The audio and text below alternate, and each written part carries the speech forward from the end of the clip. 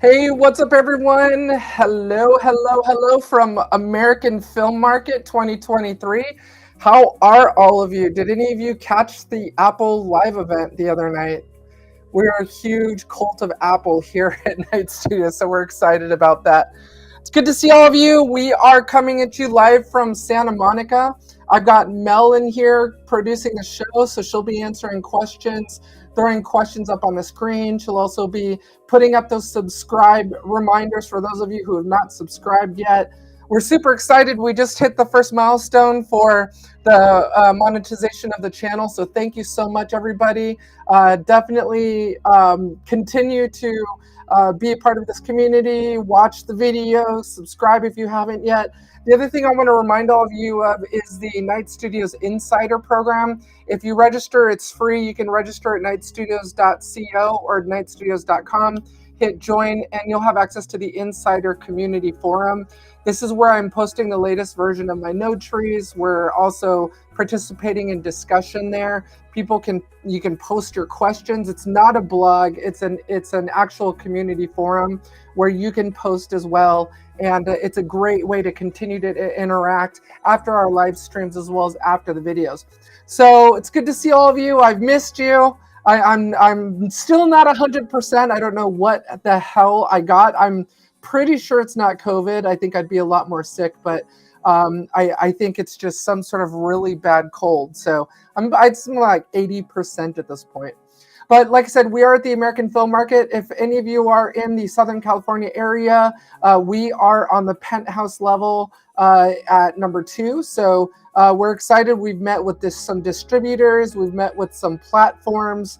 There's definitely a lot going on outside of the United States for film and TV series distribution, with the strikes here continuing to go on with SAG-AFTRA here in the U.S. The international entertainment filmmaking community is alive and well and looking for new content. So it's been a really exciting AFM, and we're glad to be here. We're super glad to be here. And you know what? I couldn't let an entire week go by without doing another stream or uploading a video. Now, I have actually begun on episode 2 of my vlog. So for those of you who are interested, I will start posting a vlog. I've decided it should be part of my regular content, so all of you can follow me as a director in Hollywood, as a filmmaker who's just cutting her teeth and going from hacking to making movies and making TV series. For those of you who don't know me, I'm Melissa Knight. I'm the director and executive producer at Night Studios. We have produced 5 TV series at Night Studios. We have 3 in pre-production, so a total of 8 franchises. We have some of our cast actually here today. Ollie, good to see you. Really good to see you. Kat, it's good to see you. Kat is one of our incredibly talented actresses on the Dark Ops franchise. So it's good to see all of you. Paul, good to see you. Thanks for joining us. Everyone give a shout out to Mel. She's helping produce today. Abdus Samad, if I've got your name right. Hopefully I didn't butcher it too much. Good to have you here as well. Always good to see Ollie. All right, so I want to start out today's live stream before we jump into DaVinci Resolve. I like to start out with, just some suggestions, some words of wisdom, something to just get you thinking. And one of the things that I want to start out this episode today with, your first grade is going to suck. All right, I want to say that again. Your first grade is going to suck. Don't beat yourself up. Don't be mad at yourself if your first few attempts at color grading just look awful. One of the things that I like to say is that, you have to remember that the first, 10,000 hours of doing something brand new is going to take you to master it. So it takes 10,000 hours to master a skill. All right. So if you go into color grading and you're upset because your stuff doesn't look like Mark Todd Osborne, you need to remember that these senior colorists out there have been doing it for decades and, an entire career and lifetime. So, it's actually, you're doing a disservice to them by saying, hey, look, why doesn't my stuff look like Mark Todd Osborne stuff or anyone else out there, name, Hollywood colorist name here. You have to remember they've been doing it for well more than, 10,000 hours. And if you're expecting to jump into color grading and being able to color grade something that looks like, John Wick or The Matrix or anything else, you can't put that on yourself. Don't put that on yourself. Just remember your first, they always say that your first video is always going to suck, right?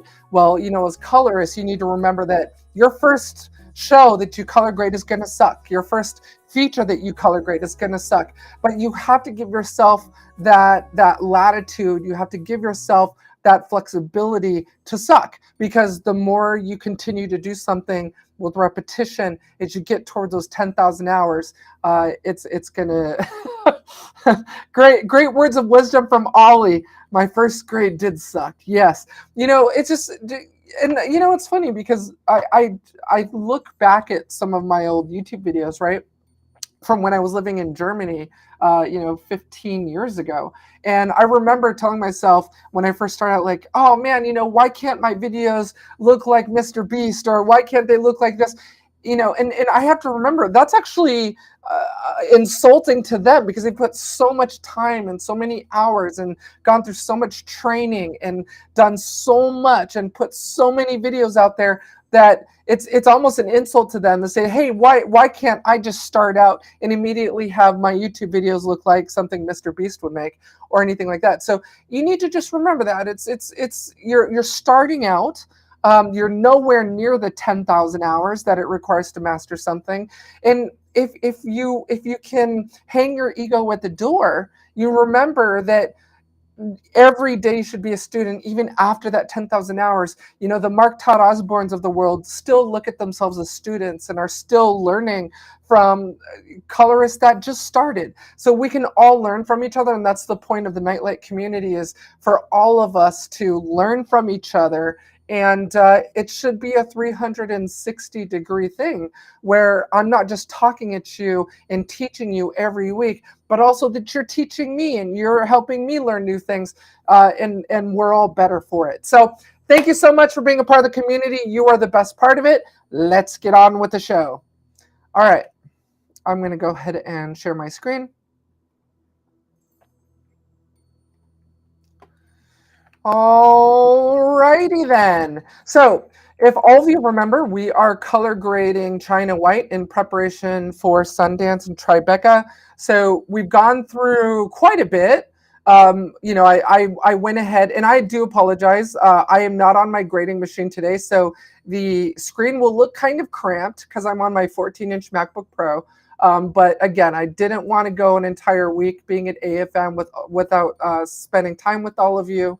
So unfortunately, you're just going to have to deal with my 14-inch monitor here.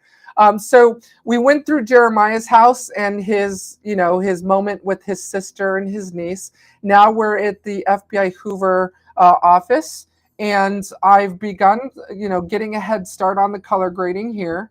And I'm right about, where am I? Here we go.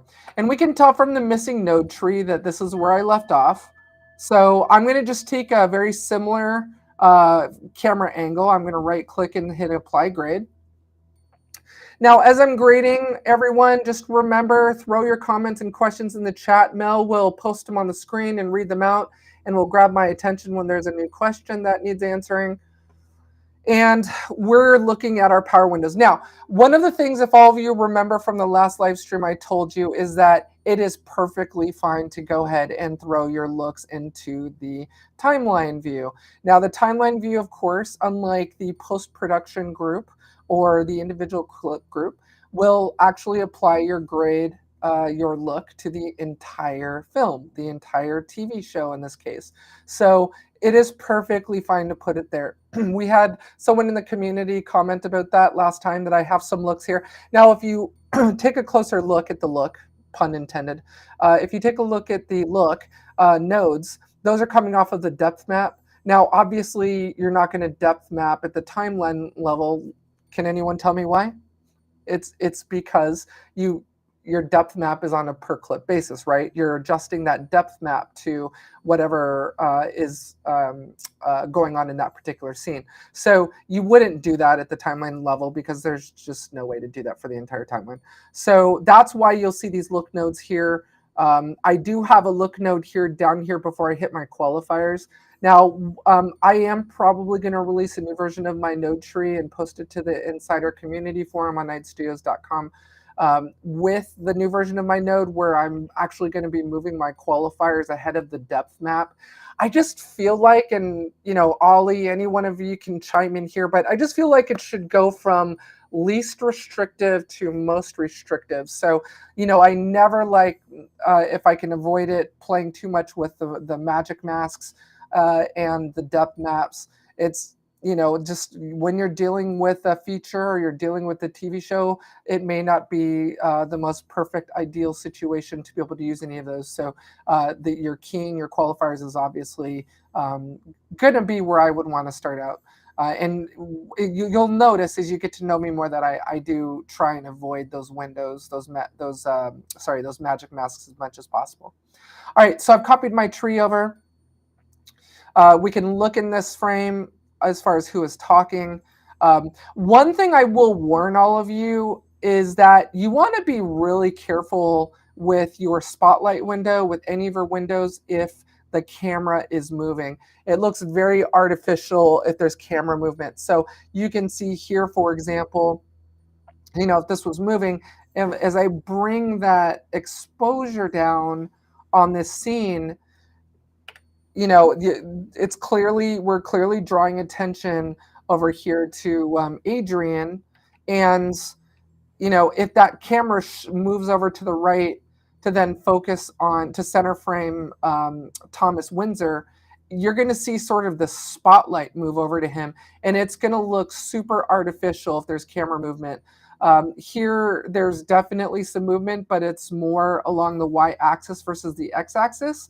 So I feel okay with it, but yeah. Actually, let's see. Let's go back to that. Yeah. Oh, you know what? I think that's a video overlaying the other clip. So yeah. So I mean, you want to be careful in using these spotlights, and you've heard me talk about this before. You don't want to overdo it on this. You don't want to look like somebody is literally flashing a spotlight on the actor on set. You don't want to go too much with it. I tend to lighten it up if it starts to look too artificial. So I'll go over here to the Luma, and I'll bring that exposure up if I feel like if it's just too much. And don't be afraid to go full screen, everybody. Just hit that P button, and don't be afraid to go full screen.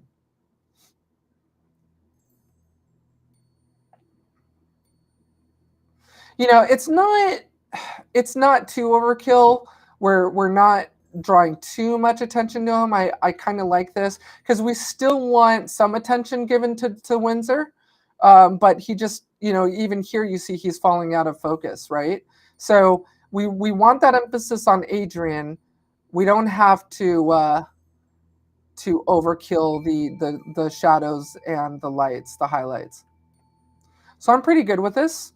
As far as the balance is concerned, we've already pretty much white balanced this. And again, we could rely on our vector scope here. We can see that our mids are running right there along that skin tone line. And again, sorry everyone, I'm trying not to cough into the microphone. But just a reminder, your skin tones are gonna lie in the mids. It's in your gammas. That's your skin tones. So if I, for example, track all this. All right. You can see that it's affecting those skin tones. All right, so this is the red camera. I can apply the grade from that other red camera shot, and we can see it's already set up for that power window. I know Windsor tends to move around a lot, so I like to make his power window a little bit wider.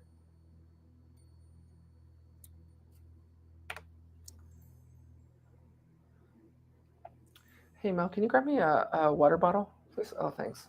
Rosie has a question. Okay. What's the question? Can you show us color management settings? Yes, very good question. So let me show all of you my color management. For those of you who are new to the channel, I've gone over this in the past. But for those of you who are new today, it's nice to meet you. Thanks for joining us. So this is my color setting. If any of you want to take a screenshot of it, I use color managed. Color processing mode, I go into custom. And I can't take any credit for this. This is from Mark Todd Osborne. So Mark will go into color managed and use DaVinci Wide Gamut Intermediate.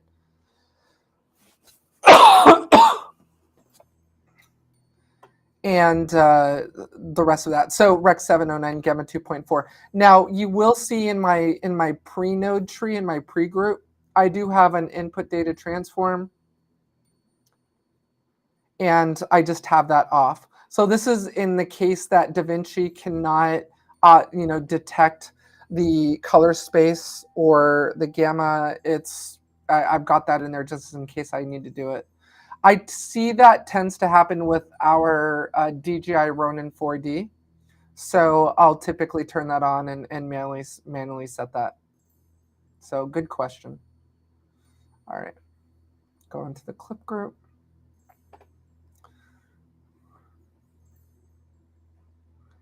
And we'll grab that from the Airy. This feels, because we're getting more of the window, feels just a little bit more blown out. So I'm going to manually adjust that. Luma.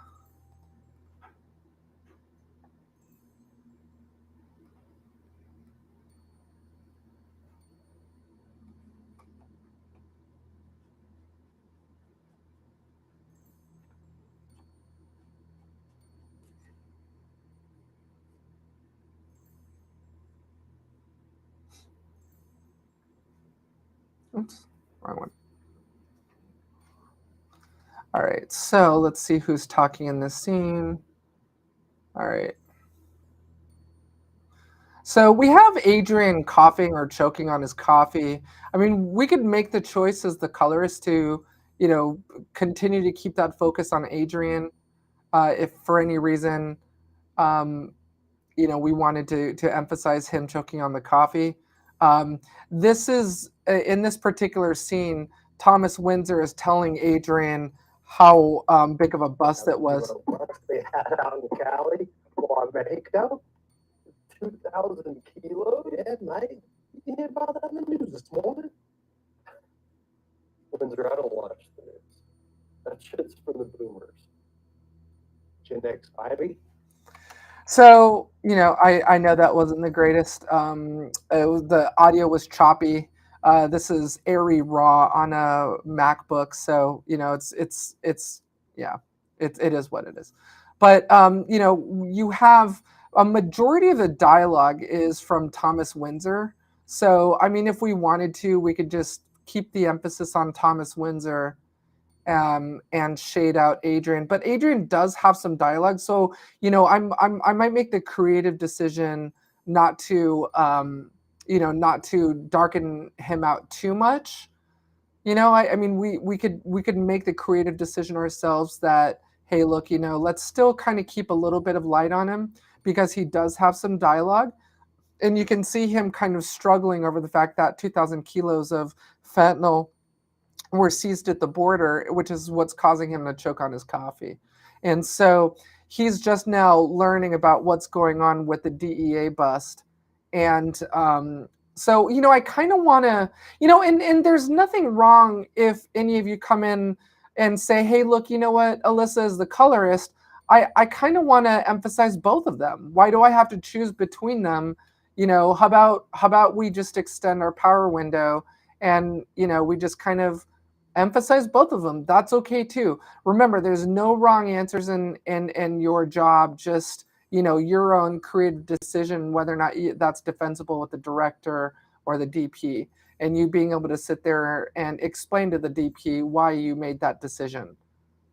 Right? But I have the luxury of being married to my DP and also being the director and the colorist. So I really only have to fight with myself on what I want to see. But you can see here, like, we don't have to completely black him out. We don't have to shade him out completely. It can just be a little bit of a nudge. Okay, so again, we can grab another one of the Airy node trees, and we can click here on the vignette. or on the spotlight and decide that's where our spotlight's going to be, since we've clearly reframed.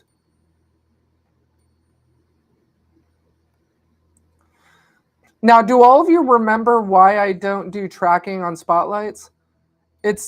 I mean, we could easily track this. You can see that Agent Windsor is clearly moving around. And that spotlight window is going to stay right there center frame. And it's okay in this case, because even though the camera is moving, or I'm sorry, even though he's moving, the camera is in fact moving with him. So, we don't really need to do a track.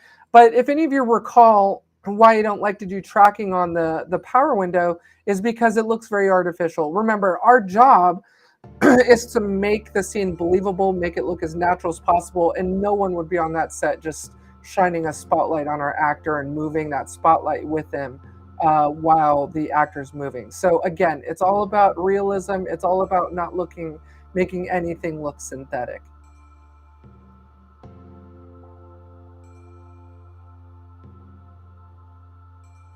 Let me know if any of you want me to turn the ambient music down. I just thought it would be nice to listen to while we color grade.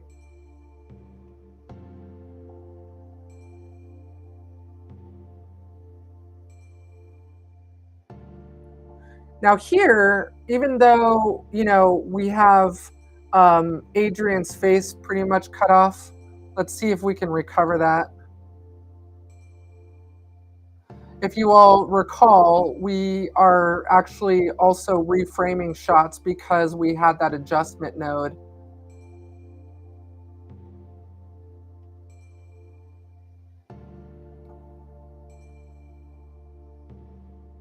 That we deleted. So it does look like we can just move this down the y-axis and grab his eyes.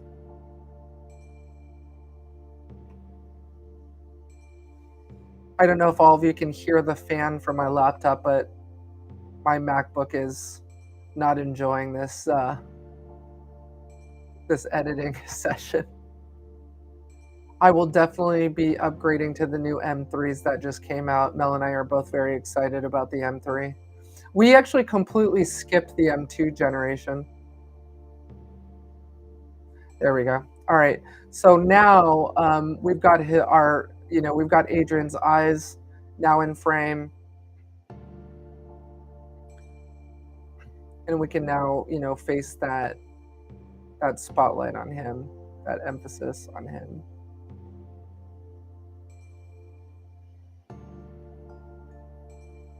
All right.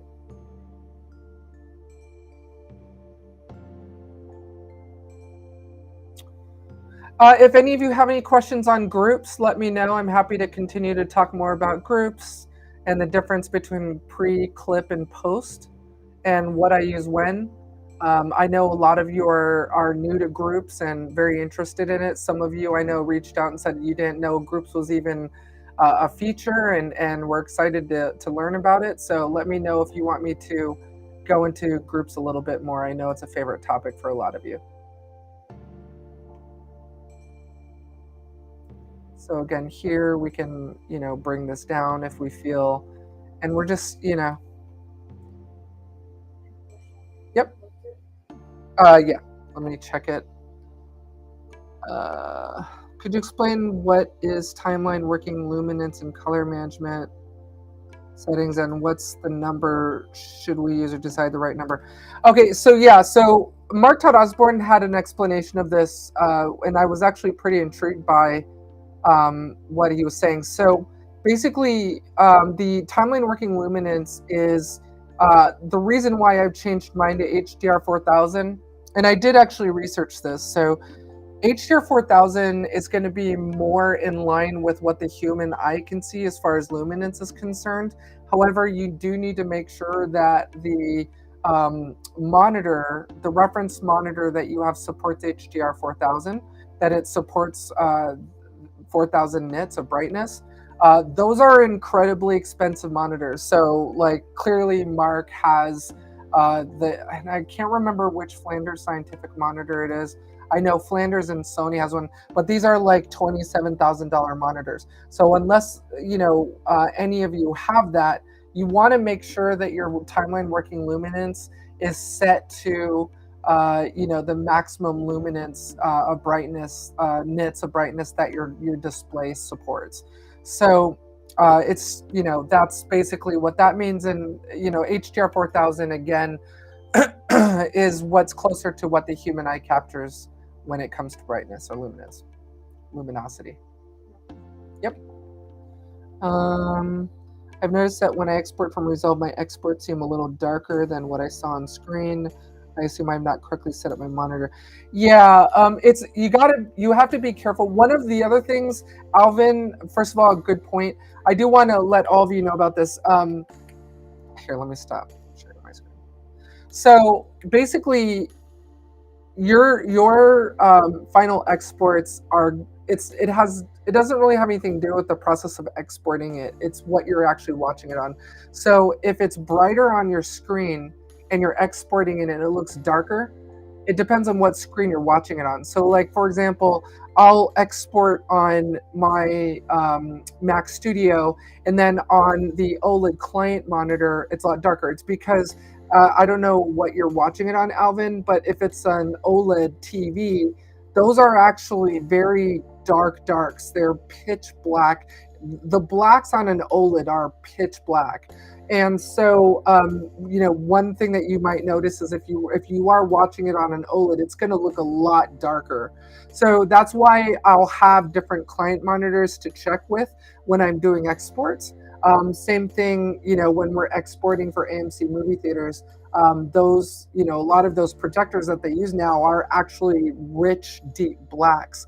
So, I tend to, depending on what the distribution is. So, within Night Studios, we own a TV network, and we release first to our TV network. And so I know a lot of the people that are going to be watching our shows are watching them on TV screens. And a lot of people, because of the fact that OLED TVs have gotten cheaper, a lot of people have OLED TVs now, like a huge, probably not a majority, but a huge number of people have OLED TVs. And those are just really rich, deep, true blacks. And so they are always going to look darker on an OLED TV.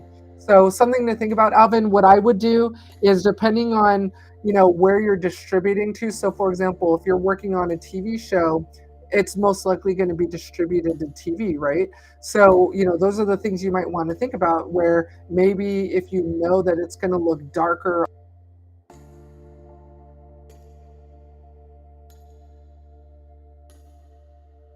Hold on. Okay. Yeah, sorry about that. I just noticed I was muted. Hopefully you heard all that. But basically, OLED TVs are a lot richer, deeper, darker blacks, pitch blacks. And that's what's great about OLED TVs. But unfortunately, as colorists, we need to color for that, right? So I'll typically have my color grades, my luminosity a lot brighter, a lot lighter, knowing that because we own a TV network, a lot of the people are going to watch our TV shows on their television. And a lot of people own OLED TVs. Cool, thank you very much. My monitors are regular monitors, so should I set 1000 luminance? And what I would do, sorry if I'm getting your name wrong, Capilla. Go research your monitor, find out what the max nits brightness is. So if it's 1000 nits, then that's what you're going to want to set your luminosity to. Now, if you set it to 4000 and your monitor doesn't support 4000, it's not like gonna break your footage. It's not bad. It's just you're setting your timeline working luminance to something that your monitor doesn't support. It's just you're not going to see 4000 nits. But it's it will affect your grade. So just keep that in mind. So hopefully that makes sense, everybody. But yeah, as far as your working timeline luminance, the best thing to do, if you're kind of new to understanding brightness, luminosity, all of those things, just research your monitor. Go get all the specs on your monitor and figure out what it supports. If any of you have purchased an actual reference monitor, like a Flanders Scientific or Sony or whatever, you probably already know what your nit's brightness is because you probably made your purchase decision off that. Just know that the higher that your nits of brightness go, the more expensive your monitor is going to be. So, for example, the Flanders Scientific monitor that supports HDR 4000, I want to say is $32,000, and then I think the Sony was second to that as far as price point, and that was like 27,000. But something to keep in mind. All right, let's go back to work, man. All right. So again, you're just we're figuring out where do we want that emphasis, where do we want to we are the stewards of our audience's attention. We are the gatekeepers, if you will, of where we draw their eyes. So make sure that you figure out, okay, where's your hero, who's your hero in this particular scene, where do you want that emphasis to be, especially in a distracting scene where you have more than one talent or you have a lot of stuff going on in the background.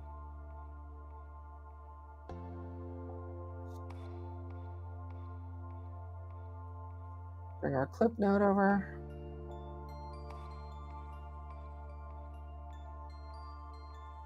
All right, looks like we might have something that's off here. Let's check that.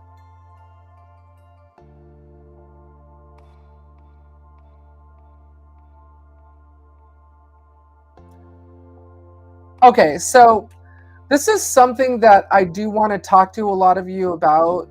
So you can see here, this is clearly off.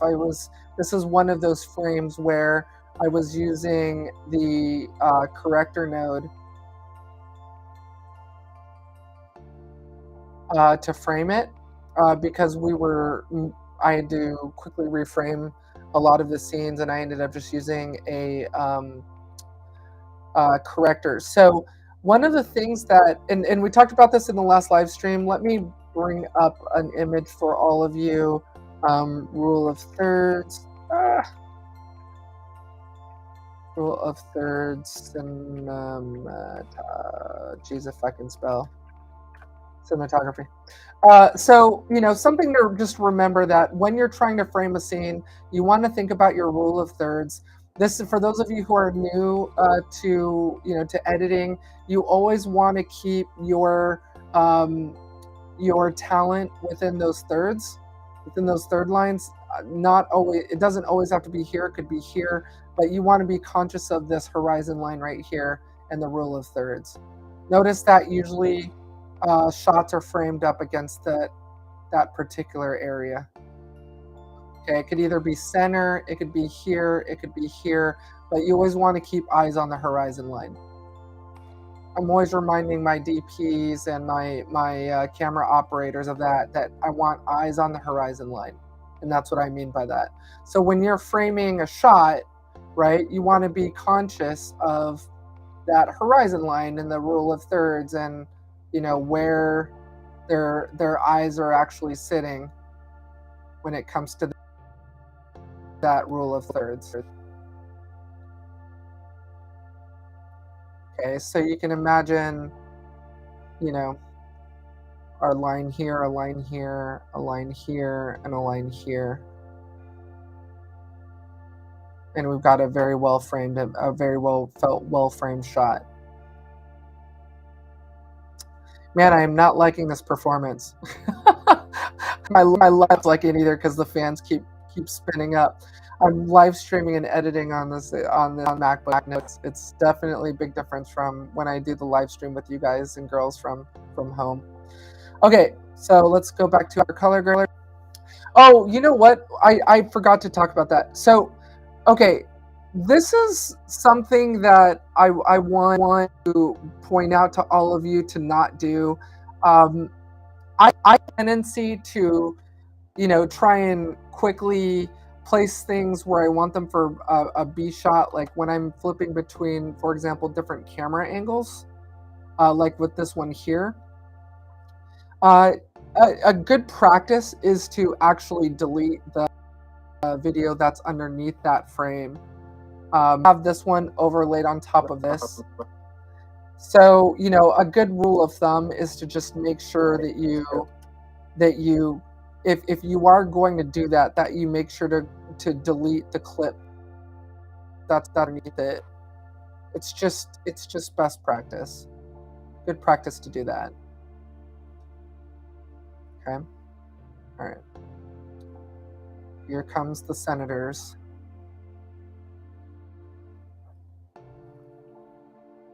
I don't know what the hotel Wi-Fi is like. Hopefully, all of you are getting a pretty good stream, and the sound, my audio is good. Hopefully, everything's just arriving okay on your end. Let me know in the chat how the performance of this live stream is doing. But just understand that I'm on the hotel Wi-Fi right now on a MacBook, so hopefully it's not too challenging on all of you.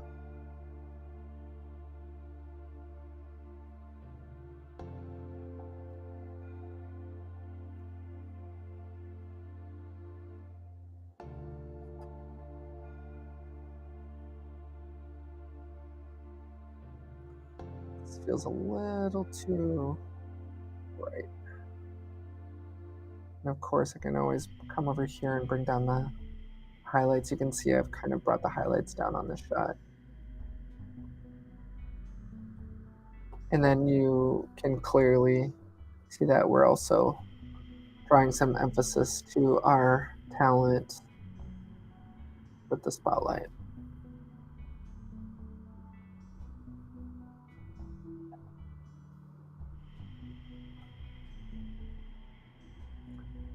Okay, so our next shot.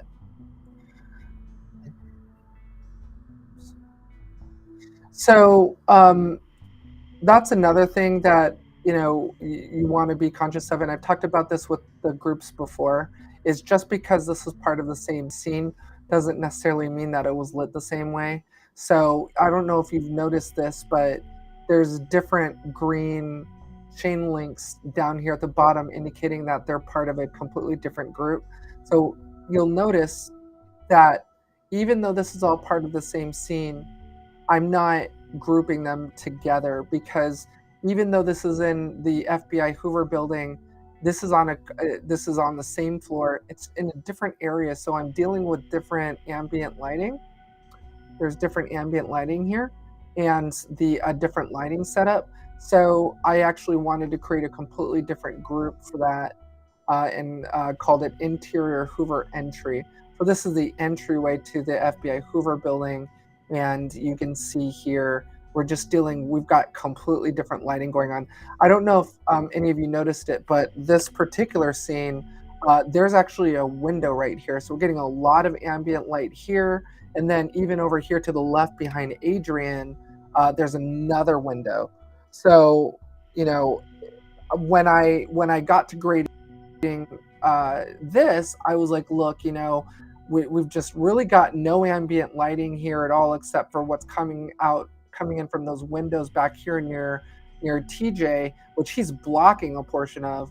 And so let's just throw this in a totally different group. So I created a new group, and so this allows me to go in here into the pre-group and use a completely different node tree.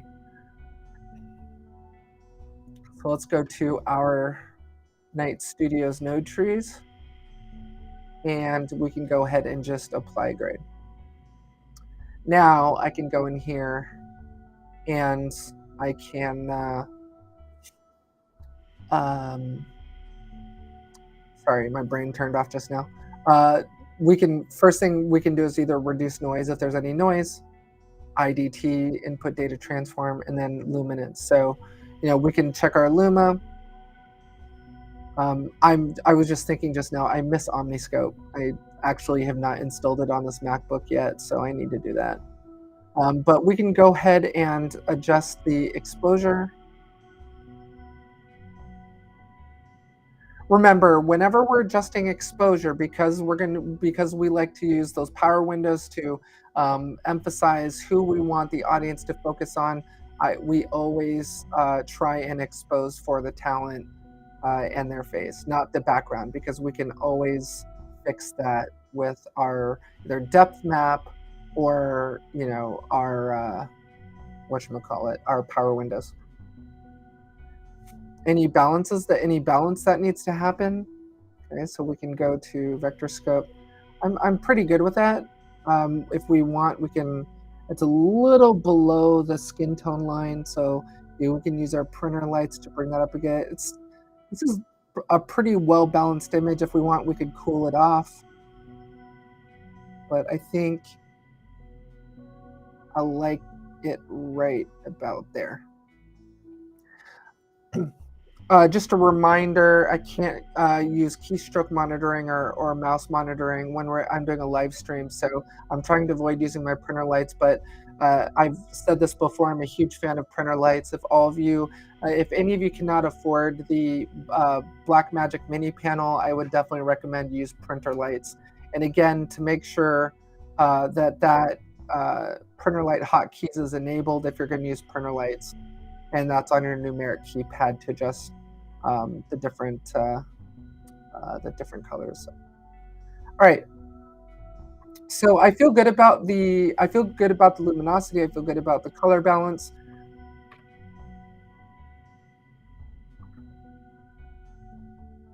And now we can go ahead and head over to the clip group. Grab that.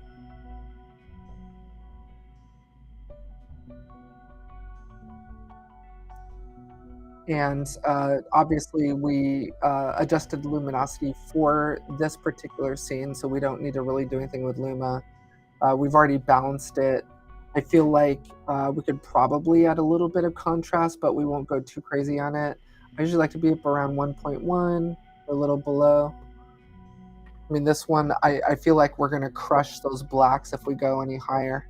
You gotta be really careful about over crushing blacks. And now we can go ahead and decide where we want to emphasize, what of our talent do we want to emphasize.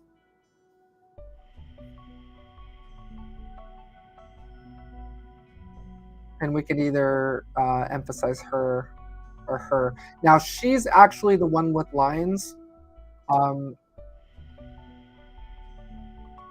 So I feel like it makes the most sense for us to emphasize her over her partner, and she's going to be coming back in the next season.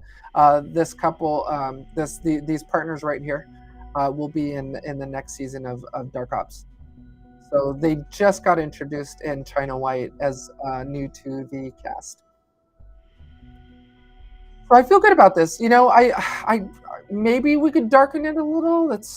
I'm okay with that too. Can come over here. And because we're on the spotlight screen, we can darken it a little if we want. I feel that feels pretty good. I don't know what you guys and girls think, but that looks good. Good morning. All right. I will avoid hitting that play button. It doesn't look like my laptop wants to do that. All right, so here this feels a little dark now.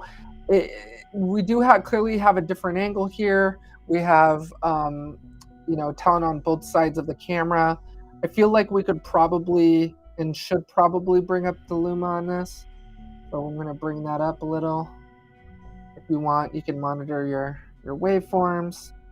Remember, this is your top line. You don't want to breach that, or you're going to start clipping, and this is your bottom on the shadows. So you don't want to breach that either. Some of you have probably seen other YouTubers kind of come in here and bring down the lift, bring up the gain. I tend to stay away from these when I'm dealing with Luma. I'll usually use my exposure wheel under HDR since I'm dealing with color space aware wheels.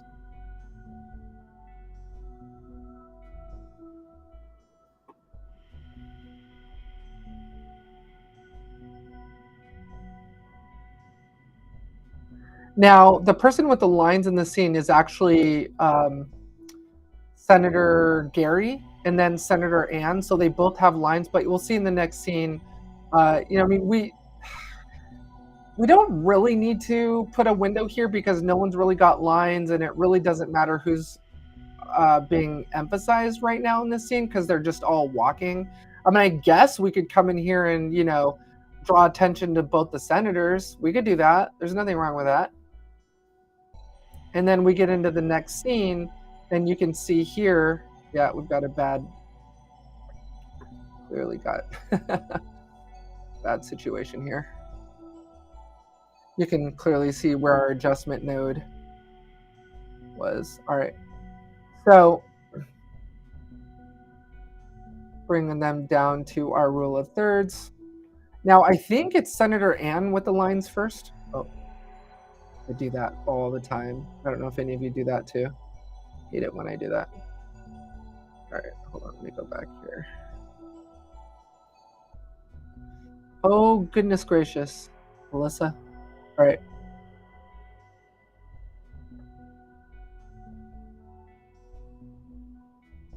There we go. All right, so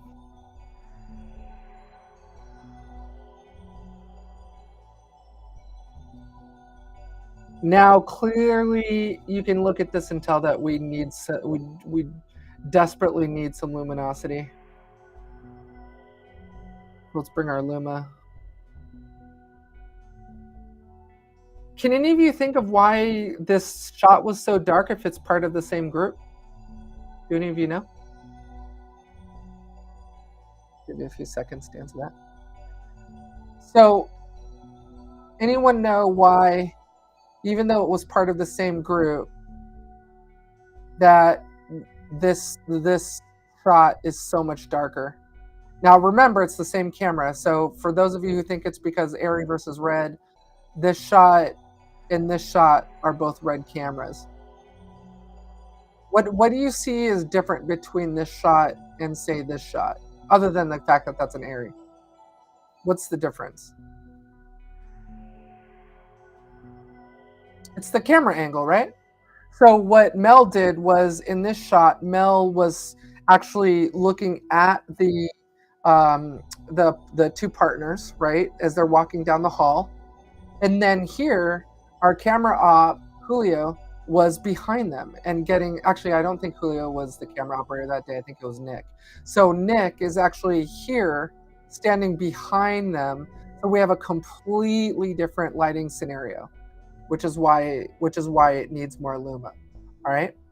So just be careful with those groups. Remember, it's not you know, plug and play, right, with groups or plug and pray. It's not that. Just because it's in the group doesn't mean that you need to make individual tweaks, which is why we have both a Luma and balance node here in the clip node, just like we do in the pre-clip. So for those of you who think, oh, you know, you must have just copy and paste gone wrong, or, you know, you're duplicating work, you're not. It's because some shots, even though they are part of the same scene and same part of the room and same lighting conditions, because the camera switches angles, it might be completely different. So that's the case here. Okay. Let's see.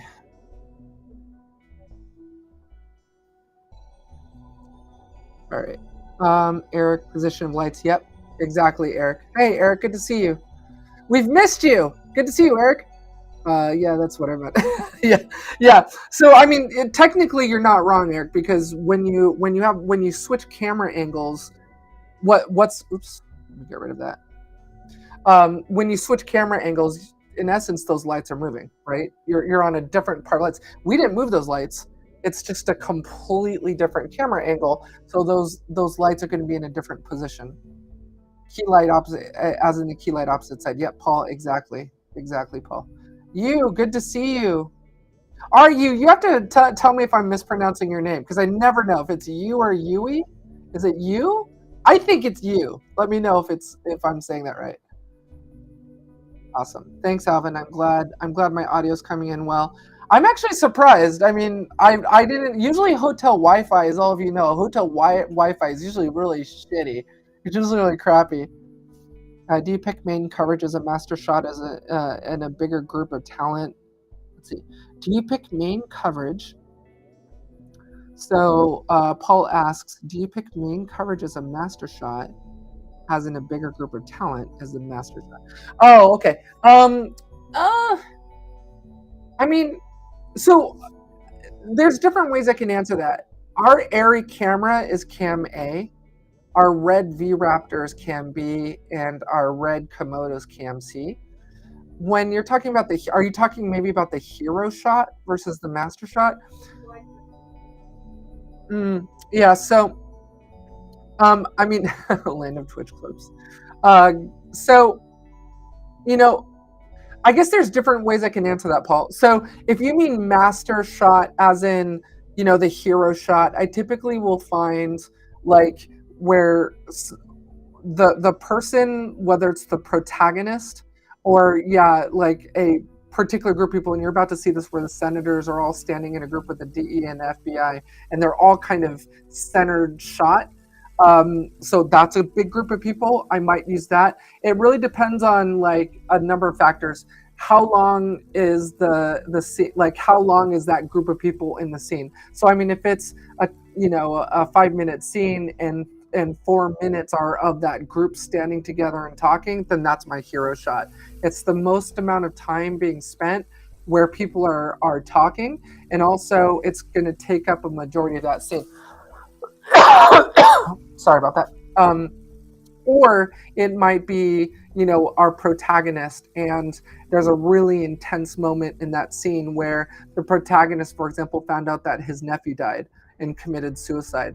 I might make that moment where he finds out that his nephew died my hero shot. So I guess, Paul, what I'm trying to say is there's no wrong or right answer to that. There's what you feel, you as the colorist feel, should really be the hero scene or shot that you want to really grade for in that group, whether it's color balancing and luminosity.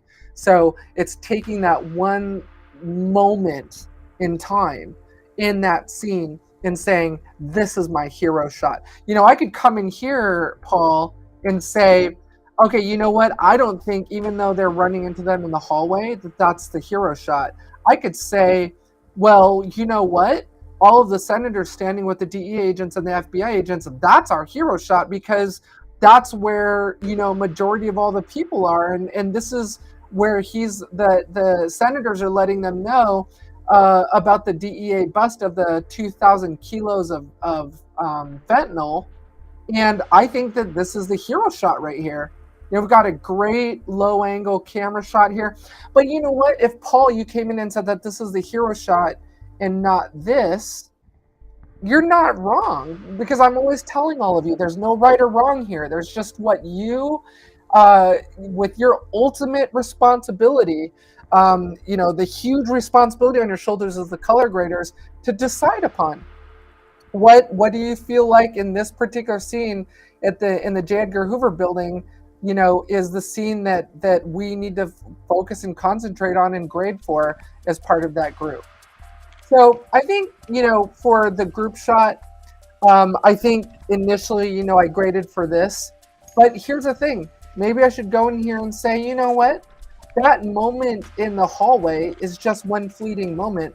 Majority of this scene is actually spent over here next to these windows where we're getting a lot of ambient light.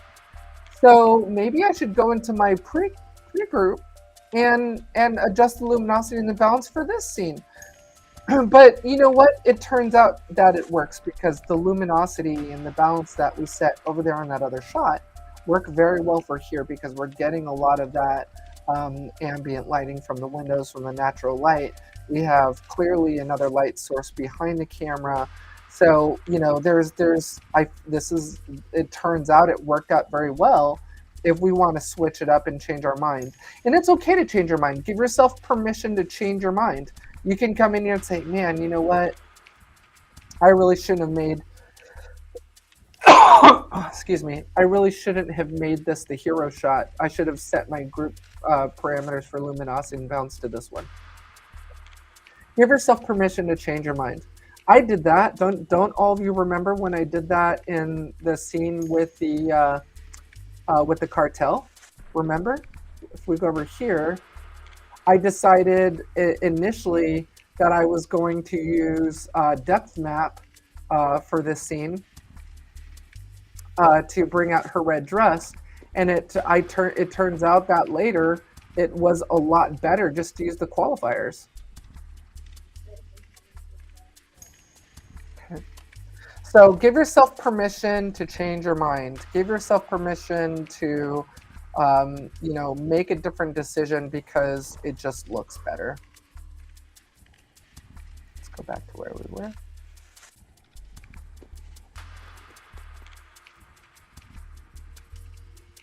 Oh, by the way, I know we have some newcomers in the audience today who are watching. Don't do as I do. I'm doing this purely because of the fact that we're doing these around live streams. So always edit before you color grade. Don't do what I'm doing where I'm editing and readjusting clips while I'm color grading. That's a really bad idea. You always want to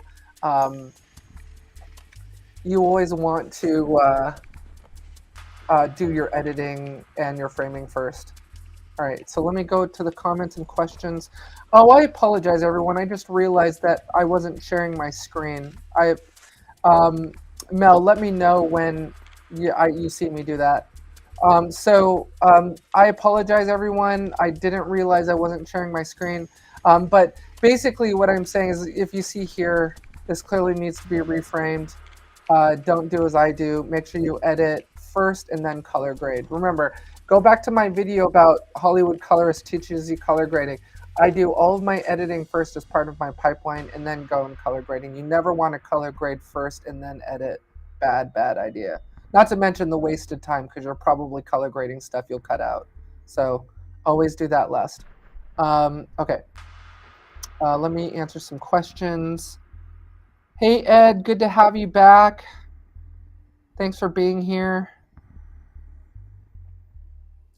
Are there any other questions? Mel, any other questions? Okay. All right, everyone. Sorry about that. I'll try and remember whenever I disable screen sharing to turn it back on. Okay.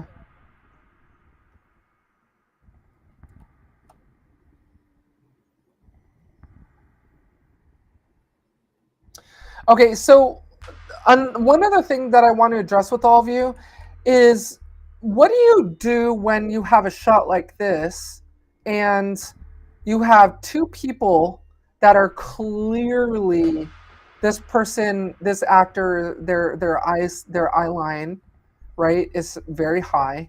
This person's eye line is very low. Can anyone tell me where you would position this shot? How do you take two people that are clearly so far apart and decide who goes on the horizon line, right? I could do this, right? Or I could do this.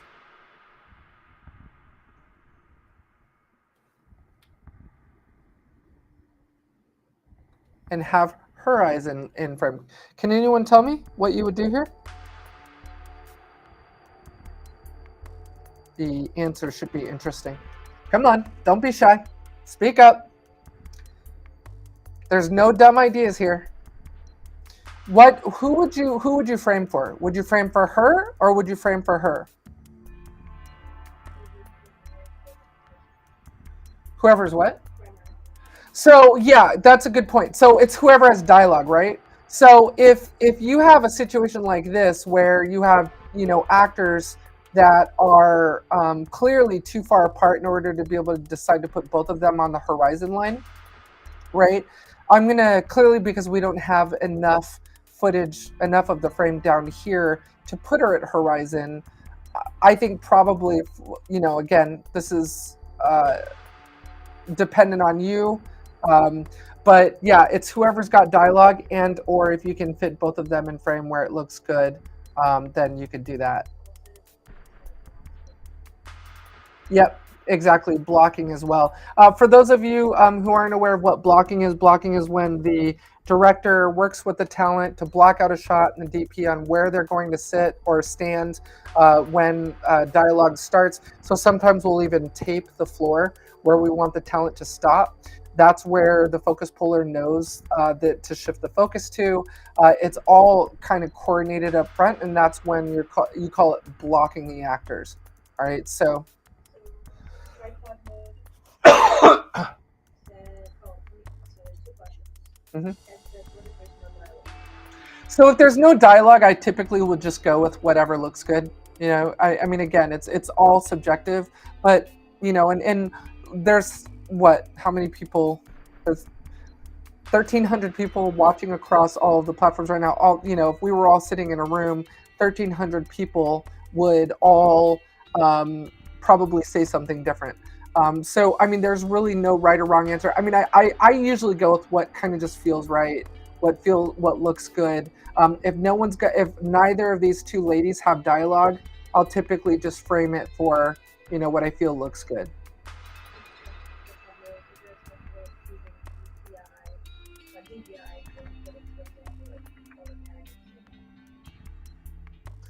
Oh, okay. So, good question. So the question was, how do you handle DJI footage? So if I go here, oh, drone footage. Okay. So DJI drone footage is interesting. In my experience, we have the DJI cinema drone. I can't remember is it Avata? Right. So we have the DJI Cinema drone. One thing that I did notice is DaVinci does fail to detect it. I don't know. I haven't tried it in the new 18.6, but it does fail to detect it. So what I typically do, tripod mode, is I'll go in here. I'll set the IDT for DJI, and yeah. So the answer to your question is yes. Treat it differently.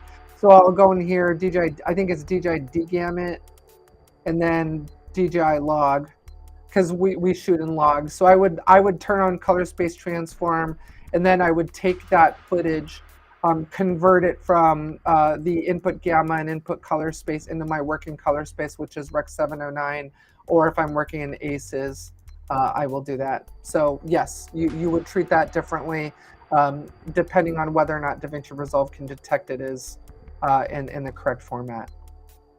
So good question. All right, so let's go back here. Oh, looks like we are at time. So unfortunately, we have a dinner meeting to go to, everybody. So I apologize. I know usually my live streams last 2 to 3 hours, so I apologize. This is going to be a short one, especially since we're traveling and we're at AFM today. But it was really nice spending this hour with all of you. It was good seeing all of you again. Ed, we've got some new faces here. Alvin, good seeing you as well. Ollie, good to see you. But yeah, thank you so much for joining us today, everybody. We will be. I know I have some videos to edit. Just unfortunately with the film market, it's been really busy lately. So I promise to get to the editing of those vlogs. So I know some of you are anxious to see that other personal side of my life as a director, and we're super excited to be sharing that with you as sort of kind of like a reality show format for all of you. Yeah, I love this community. Continue this conversation in the comments of the video. Continue the conversation in the Night Studios Insider Forum. So I'm there as well. And yeah, all great questions today. Thank you so much, everyone. We appreciate you. Thank you for helping us reach this new milestone on the channel. Don't forget to hit that subscribe button. We're still at about 78, 80% of you who are not subscribed, who are watching the video. So if you think you're subscribed, just confirm and make sure you are. And then keep watching the videos. Mark, thanks for joining us. Ed, everyone, it's good to have you in this community. Until I see you again, take care of yourselves and each other.